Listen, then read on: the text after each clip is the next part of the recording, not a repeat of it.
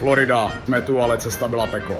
Původně jsme chtěli letět tadlem první třídou, ale ten debil Dominik koupil lístky ekonomickou třídu pro socky. Long story short, se sockama neletím, řekl jsem si, a protože nejsem žádná fucking bitch, tak cajty uplatím lístkem na double konferenci.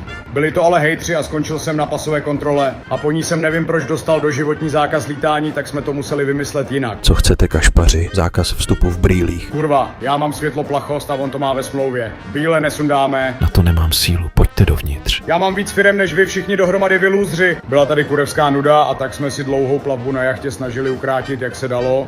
Jsem Dominik Tuřín, vládce všech moří a tolik jsem toho dokázal. Drž mě, tati, ať nespadnu.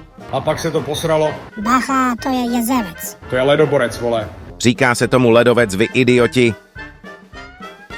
Šefe, posunete se, prosím? Už necítím nohy. Jestli necítíš nohy, tak si čuchni k mým.